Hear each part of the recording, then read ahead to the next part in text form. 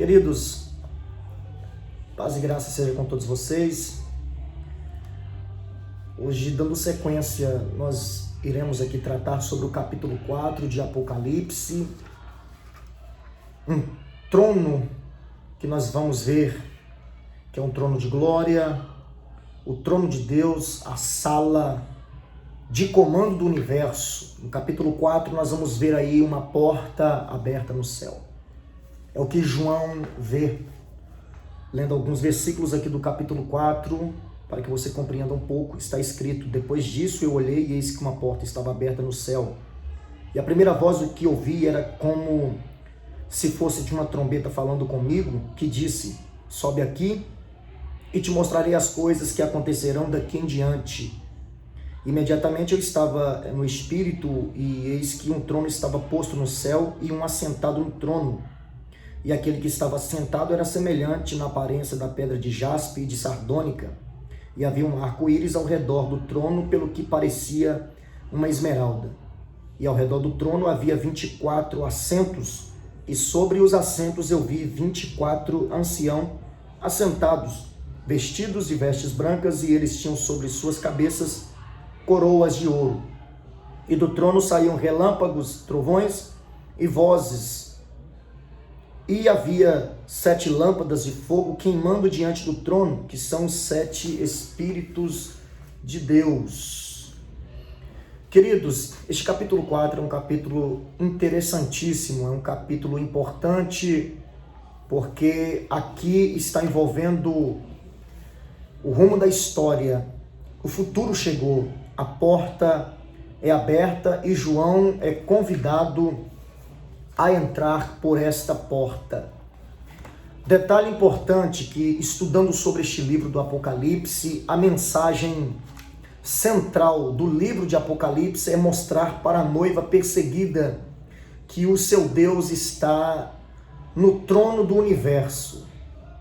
Antes do mundo perseguir a igreja, a abertura dos 7 selos e Deus visitá-lo com seu juízo parcial, que envolve também as 7 trombetas, e o seu juízo final, que também envolve as 7 taças, é revelado a João que Deus está entronizado e governando o seu universo. Não importa quão temíveis ou incontroláveis forças do mal pareçam agir na terra, elas não podem frustrar os desígnios de Deus e nem vencer a igreja, pois Deus está no governo do universo, do seu trono. Deus comanda tudo, Deus está no controle de tudo. Detalhe que a gente aprende, porque quando Deus está mostrando aqui esta porta aberta, convidando João a entrar, revelando alguns segredos a ele, aqui também Deus está mostrando que o destino da noiva não está nas mãos dos homens, mas nas mãos de Deus.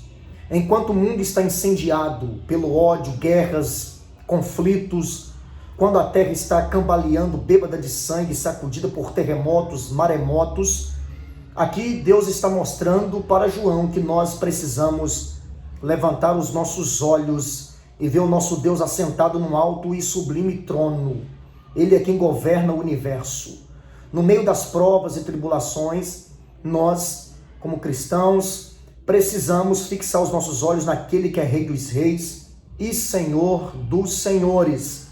Somente quando olhamos todas as coisas, inclusive nossas tribulações, desde o aspecto do trono, é que alcançamos o verdadeiro discernimento da história.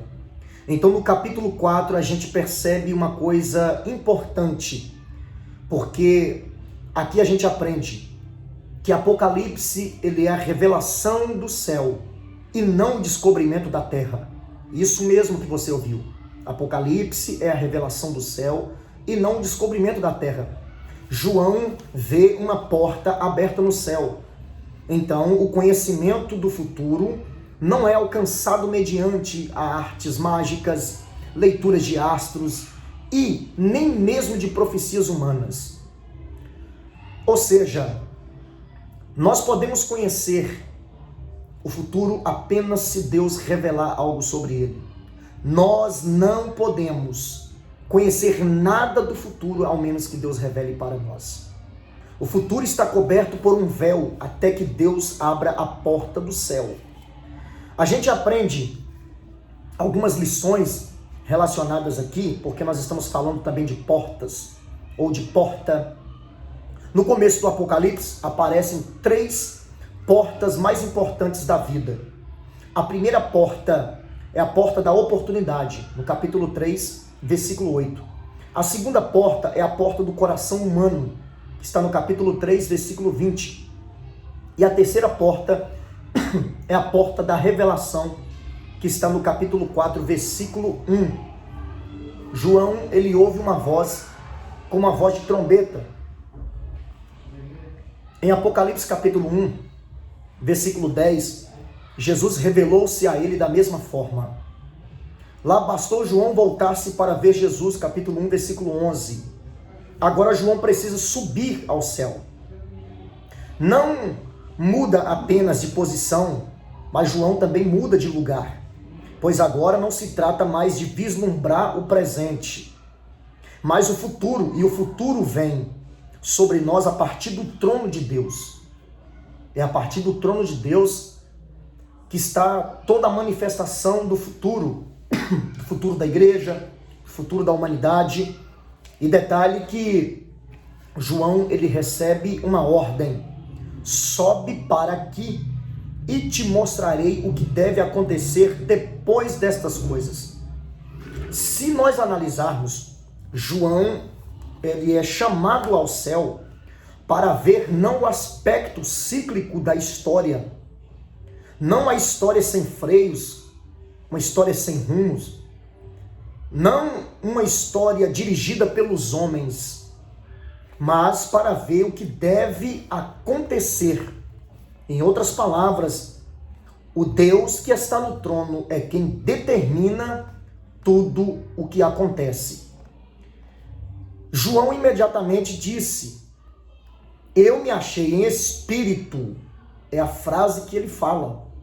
João já não vê com os olhos físicos, nem escuta com os ouvidos físicos. Ninguém jamais viu a Deus. Ele habita em luz inacessível, em carne e sangue. João não suportaria contemplar, isso é fato, o esplendor da glória de Deus. Então, ele precisa ter uma visão de Deus. E nesta visão, em espírito, ele vê a porta aberta. Ele é convidado por Deus a chegar para lá e a passar por esta porta. Algumas verdades preciosas são destacadas aqui nesse texto. Se você analisa, capítulo 4, versículo 2, João viu um trono no céu. Em primeiro lugar, ele viu um trono no céu. O trono é um lugar de honra, lugar de autoridade e também lugar de julgamento. Todos os tronos da terra estão sob a jurisdição deste trono no céu. O livro de Apocalipse é o livro da soberania de Deus, da vitória de Deus. Então, logo a gente percebe que aquele que criou todas as coisas está no controle de tudo. E ele mesmo levará a história para uma consumação final. Esse é o nosso Deus. Esse é o Deus que é o Deus vitorioso. E detalhe, que ele está no controle de tudo. E ele sairá vitorioso. A essência dessa revelação, aqui do capítulo 4, é mostrar que todas as coisas são governadas por aquele que está assentado no trono. Por exemplo, das 67 passagens do Novo Testamento em que aparece a palavra trono, 47 estão no livro de Apocalipse e 12 vezes só neste capítulo 4 aqui. Todos os detalhes estão orientados com vistas ao trono. Em outras palavras, sobre o trono, em redor do trono, a partir do trono, diante do trono, no meio do trono. Então tudo está voltado para o trono. Tudo está centralizado para o trono. O trono é um símbolo da soberania inabalável de Deus. Então o trono é o verdadeiro centro do universo. Esse trono não está na terra, mas ele está no céu. Então a gente descobre coisas extraordinárias aqui. O universo na Bíblia não é geocêntrico, nem heliocêntrico, mas teocêntrico. Deus está no controle de tudo. Deus está no governo de tudo. Então aqui nós temos a verdadeira filosofia da história. Os céus governam a terra. A verdadeira mente e a verdadeira vontade que dirige o universo. Escute isso aqui, a verdadeira mente e a verdadeira vontade que dirige o universo é a mente e a vontade do Deus Todo-Poderoso, daquele que está sentado no trono. Então, aqui é uma das verdades que nós encontramos neste capítulo 4. A segunda verdade que nós encontramos, também no capítulo 4 ainda, versículo 2, João viu o glorioso Deus assentado sobre o trono. Para a igreja perseguida, torturada, martirizada, esta é a mensagem consoladora. Saber que o seu Deus está no trono. Nós temos algumas outras referências bíblicas, fora aqui do Apocalipse, por exemplo, Isaías capítulo 6, versículo 1, Salmos 99, estrofe de número 1. O que João, na verdade, descreve não é Deus mesmo, mas o seu fulgor, seu esplendor. Por quê? Porque a ele não se pode descrever. Êxodo capítulo 20, versículo 4. Não há descrição do trono, nem da pessoa que está sentada nele. Em outras palavras, o que João viu quando olhou para o trono só pode ser descrito em termos de brilho de pedras preciosas. João tenta explicar da forma com que ele compreende, porque Deus é inexplicável. A soberania de Deus é incontestável. Deus, no esplendor da sua glória, começa a se manifestar a João nesta visão. E João só explica de uma forma com que ele consegue compreender. João descreve a Deus como ser absolutamente misterioso, único, singular ou totalmente outro. João diz que ele é semelhante no aspecto da pedra de jaspe, está aqui na palavra.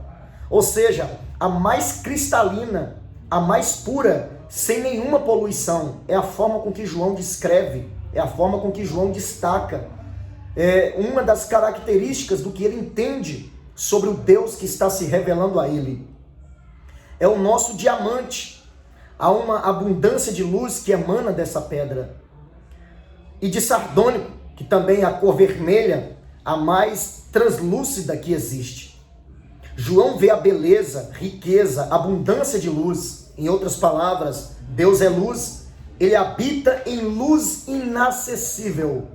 A pedra de jaspe, que também é branca, descreve a santidade de Deus, e o sardônio, que é o vermelho, descreve o seu juízo. Tal é Deus, santo e justo. Nós vamos aprender em terceiro lugar. João faz uma descrição das características do trono de Deus, capítulo 4, versículo 3, 4, 5, 6 e 7. O trono de Deus é um trono de graça e misericórdia. Nós descobrimos isso aqui, nestes versículos baseados no capítulo 4, do versículo 3 ao versículo 7. Ou seja, ao redor do trono há um arco-íris semelhante no aspecto à esmeralda.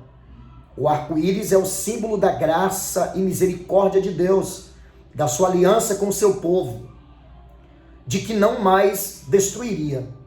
Normalmente o arco-íris aparece depois da tempestade, nós percebemos isso, mas aqui ele aparece antes dela, tá? Isto porque a graça sempre antecede ao julgamento. Para os filhos de Deus, a tempestade já passou, porque Cristo já se deu a si mesmo para nos resgatar do dilúvio do juízo. Então agora temos o sol da justiça brilhando sobre nós. Ainda que o juízo venha sobre os homens, a igreja de Cristo será poupada, porque ela está envolvida debaixo desta graça. Ela foi comprada pelo sangue do Cordeiro. O que foi redimido não pode ser destruído. Ainda que o mal nos alcance, Deus fará com que todas as coisas aconteçam para o nosso bem. Esse é o Deus que nós servimos. Antes de Deus derramar o seu juízo sobre a terra, Ele oferece a sua misericórdia. Antes das taças do juízo, Ele envia as trombetas de alerta. Detalhe, o trono de Deus é também um trono de juízo. Está lá no versículo 5 do capítulo 4. Aqui nós aprendemos que o trono de Deus é um trono de juízo. Os relâmpagos, as vozes e os trovões são evidências do juízo e ira de Deus. O arco-íris foi visto antes dos relâmpagos. A graça sempre antecede o julgamento. Aqueles que recusaram a misericórdia terão que suportar o juízo de Deus. Quem não foi purificado pelo sangue terá que suportar o fogo do juízo divino. Hoje os homens se escarnecem de Deus, cospem no seu rosto e também zombam da sua palavra. A mídia diz está errado. A mídia diz que Deus está errado. Mas Deus está no trono. Deus está no trono e derramará o seu juízo. Precisamos tomar posição. O arco-íris vem antes dos relâmpagos e trovões. A graça vem antes do juízo. Na primeira vinda, Jesus veio em graça e na segunda virá como juízo. Então entendamos, o trono de Deus tem se manifestado em juízo contra os homens ímpios. A gente vê dilúvio, Sodoma e Gomorra, Egito, Babilônia, Jerusalém. Esse juízo de Deus, muitas vezes, é resposta das orações da igreja. Se você vai para o capítulo 8, versículo 3, 4 e 5, você vê isso. O trono de Deus não é passivo. O cálice da ira de Deus está se enchendo. O juízo de toda a terra fará justiça. Ninguém escapará. O Espírito de Deus aqui não se manifesta como pomba, mas como 7 tochas de fogo. Ou seja, símbolo do combate. Isso envolve, por exemplo, o combate de Gideão. Então, no capítulo 4, versículo 6, o trono de Deus ainda é um trono de santidade e transparência. É o que a gente aprende aqui no capítulo 4. Quando Deus abriu esta porta e convida João a entrar, João consegue perceber estas grandiosidades. Esse mar de vidro, por exemplo, que está em contraste com o mar de sujeira e poluição do pecado. Isaías capítulo 57, versículo 20.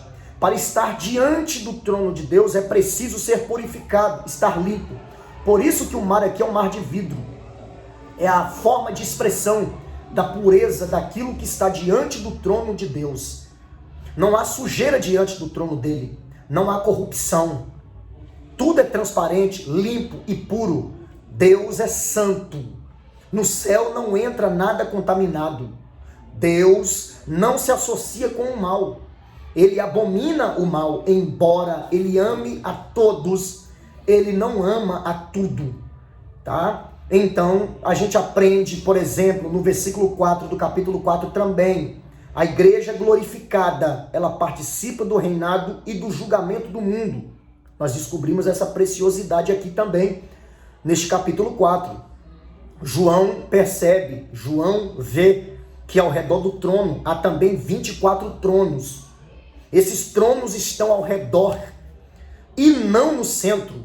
Isso quer dizer que Deus está no alto e sublime trono. Ele reina sobre todos os outros tronos. João vê assentado neles 24 anciãos. Assentados, fala de uma posição de autoridade e poder. A igreja tem a honra não apenas de ser salva. Escute isso, a igreja não tem a honra apenas de ser salva, mas ela também tem a honra de reinar no céu e ser assistente de Deus no seu julgamento. Te mostro na Bíblia, Mateus capítulo 19, versículo 27, 28 e 29. 1 Coríntios capítulo 6, versículo 2. Nós temos uma base de referências sobre o que eu acabei de falar aqui agora. Fomos constituídos reinos e sacerdotes. Capítulo 1, versículo 6. Os sacerdotes estavam divididos em 24 turnos. A gente encontra isso em 1 Crônicas, capítulo 24, do versículo 7 ao versículo 18.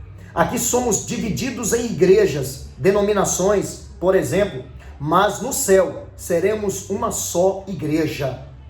Os que foram lavados no sangue do Cordeiro. Nós vemos aqui os 24 anciãos representam o povo fiel de Deus na terra. A igreja do Velho e do Novo Testamento. Ou seja, também envolvendo a igreja dos patriarcas e os apóstolos e a totalidade da igreja de Deus na história. Outro detalhe que a gente aprende aqui é que esses 24 anciãos são identificados por suas roupas brancas, incumbência, ou seja, assentados-se em tronos para reinar e julgar. Posição que também envolve coroas de vencedores. João vê que os 24 anciãos estão vestidos de branco, usando coroas de ouro. É o que João percebe. As vestiduras brancas falam da justificação. As vestiduras brancas são as vestimentas que se prometem aos fiéis. Apocalipse capítulo 3, versículo 4. Não há redenção para os anjos, e sim para os homens. Portanto, os 24 anciãos não são anjos, mas homens remidos. É uma manifestação de uma interpretação bíblica daquilo que João compreende. O número 24 representa a igreja na sua totalidade. É uma visão não do que é, mas do que há de ser, ou seja, a igreja plena, como será na glória, adorando e louvando a Deus diante do trono nos céus. Aleluia! As coroas de ouro fala da posição de honra, isso mesmo, autoridade, prestígio dos remidos no céu. São coroas de vitórias, coroas estas prometidas aos que permanecerem fiéis mesmo diante da morte. Capítulo 2, versículo 10, capítulo 3, versículo 11 de Apocalipse. Ou seja, nos céus, os santos podem ser identificados por suas roupas, incumbências e também posições. Suas vestiduras são brancas.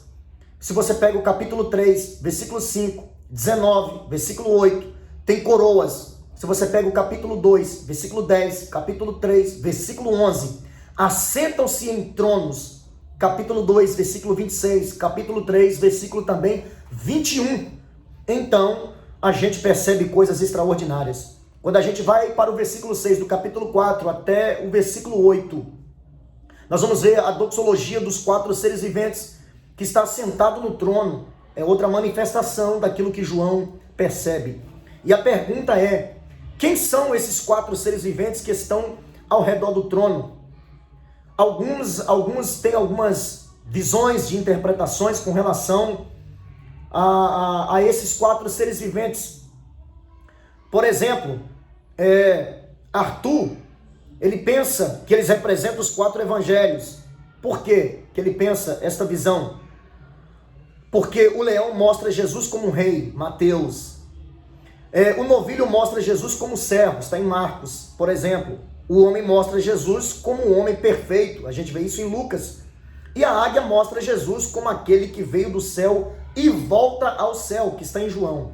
Então, a representação dos 4 evangelhos nesta visão. A gente vê Sweet William, que fala que os 4 seres viventes representam todo nobre, forte, sábio, rápido da natureza. Então, cada figura aqui tem preeminência em sua própria esfera. Por exemplo, o leão é supremo entre os animais selvagens. O boi entre os animais domésticos. A águia é o rei das aves. E o homem, o supremo entre todas as criaturas viventes. Os 4 seres viventes representam toda a grandeza, poder e beleza da natureza nesta visão aqui. Então a gente vê uma continuidade de William Hendrickman, que esses 4 seres viventes são querubins, como por exemplo Ezequiel, capítulo de número 10, versículo 20, anjos de uma ordem superior. Gary Larson diz que os querubins estão ligados ao serviço do trono, já enquanto os serafins estão ocupados com a santidade de Deus. Então, os querubins guardam as coisas santas de Deus. Por exemplo, Gênesis capítulo 3, versículo 24, Êxodo 25, versículo 20. A canção deles é a canção dos anjos. Por exemplo, Isaías capítulo 6, versículo 1, 2, 3 e 4. Eles são descritos como leão, novilho, homem e águia. Então eles são descritos como leão, novilho, homem e águia. Ou seja, fortaleza, capacidade para servir e inteligência, mas rapidez. Estas são características dos anjos. Se você pega Salmos 103, 20, 21, Hebreus 1, 14, Daniel 9, 21, Lucas 12, 8, Lucas 15, versículo 10, nós temos várias referências com relação a isso. Quando a Bíblia quer usar a linguagem de toda criatura, o faz com precisão, em Apocalipse capítulo 5, versículo 13. O que esses 4 seres viventes fazem? É uma outra pergunta. Eles proclamam sem cessar. Proclamam o quê? A santidade e a onipotência e a eternidade de Deus. Capítulo 4, versículo 8. O livro de Apocalipse está cheio de cânticos de exaltação a Deus. Capítulo 4, versículo 8, versículo 11, capítulo 5, do 9 ao 13. A gente vai ver o capítulo 7, do 12 ao 17, capítulo 11, versículo 15 até o 18. Nós vamos ver o capítulo 12, versículo 10 ao 12, capítulo 15, 3 e 4. Vamos ver o capítulo 16, do versículo 5 ao 7, capítulo 18, do versículo 2 ao versículo 8. Nós vamos ver o capítulo 19, do versículo 2 ao versículo 6, ou seja, está cheio, repleto de cânticos de adoração ao nosso Deus. Então, o céu é lugar de celebração, é lugar de louvor, lugar de glorificação ao nome de Deus. Então, eles não cessam de proclamar, tá? São algumas outras verdades que a gente descobre sobre o capítulo 4. Do 10 ao 11, por exemplo, nós vamos ver a doxologia da igreja ao que está assentado no trono. João fala sobre 3 coisas importantes. Quais são essas 3 coisas? O objeto da adoração, os atos de adoração e as palavras da adoração. No que tange o objeto da adoração, a gente compreende: os remidos adorarão aquele que vive pelos séculos dos séculos. Também adoram o Espírito Santo, capítulo 1, versículo 4 e 5, capítulo 4, versículo 5. Igualmente também adoram ao Cordeiro, capítulo 5, versículo 12 e versículo 3. Aliás, versículo 13. Capítulo 5, versículo 12 e 13. Eles também adoram o Cordeiro.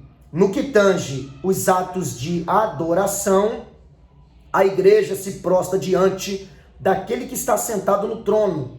A glória deles é glorificar o que está sentado no trono, tá? Então, eles depositam a sua adoração como? De uma forma diferenciada, porque a forma com que eles adoram aqui também é pegarem as suas coroas e colocarem diante do trono em sinal de submissão e rendição àquele que está assentado no trono. Em terceiro lugar, a gente vê as palavras da adoração, que João também mostra aqui, na sua forma de escrita, com relação ao capítulo 4, do que ele vê. Aquele que está sentado no trono é Senhor e Deus. Tu és digno, Senhor, e Deus nosso, de receber glória, honra e poder. Ele é digno de receber glória. Eles não são dignos de glorificar. Por isso, se prostram e depositam as suas coroas diante do trono. A visão do trono de Deus, por exemplo, levou a Handel a escrever a sua obra maior, Aleluia. Ou seja, o que está sentado no trono é o Criador de todas as coisas. O mesmo Deus que criou tudo, ele sustenta tudo e também levará o mundo, a história e a igreja à consumação final. João é chamado ao céu para ver o trono e o entronizado. O trono de Deus está no centro do universo. Tudo acontece a partir do trono.